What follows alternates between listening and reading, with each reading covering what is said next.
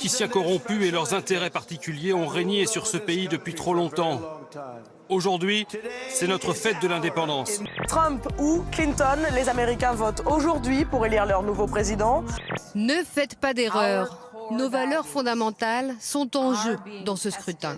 Ça se voit, pléthore de une consacrée à cet événement planétaire qui semble plus nous intéresser, nous, que les Américains eux-mêmes. Libération titre Le Grand Flip, Le Figaro, Le Choc des deux Amériques et Le Parisien, Le Rêve américain. Les premiers électeurs à se rendre dans l'isoloir ont été les habitants du petit État du New Hampshire. Le résultat est déjà connu, il est symbolique et ne présage en rien de l'issue du scrutin. C'est Hillary Clinton qui l'a emporté face à Donald Trump. Les deux candidats seront à New York pour la soirée électorale. C'est aussi ici qu'ils ont tous les deux voté ce matin. Donald Trump aux alentours de 11h et Hillary Clinton un petit peu plus tôt, vers 8h30. L'arithmétique des minorités devrait lui donner la victoire.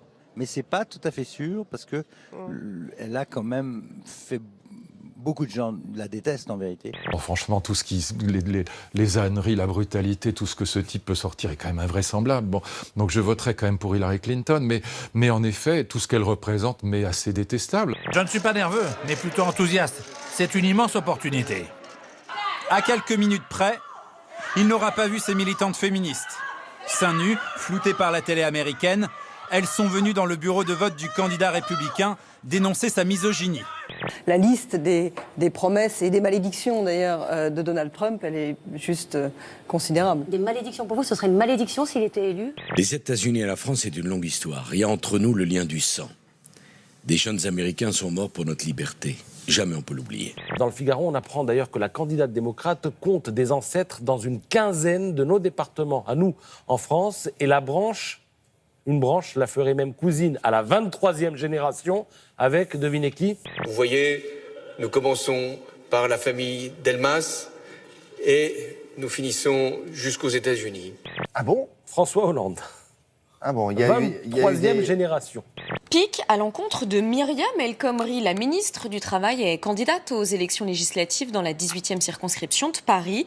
Et dans les colonnes du Monde, la maire de la capitale a dit ce qu'elle en pensait. Regardez, j'ai fait savoir que je trouvais que c'était une très mauvaise idée. Je pense qu'il y a un traumatisme très fort autour de la loi qui porte son nom.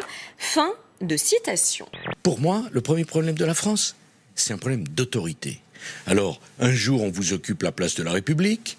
Un jour, il y a 3000 migrants en situation irrégulière sous le métro Stanislas. Les pauvres. Mais enfin, pensez aux gens qui y habitent. C'est quand même pas admissible. Et là, on a Notre-Dame-des-Landes avec un véritable village. Ils seront expulsés et l'aéroport se fera. Cette nuit, à 4h du matin, direction le Japon avec des images saisissantes. L'effondrement d'une artère dans la ville de Fukuoka a créé un énorme cratère de 30 mètres. Des travaux souterrains seraient la cause de la catastrophe.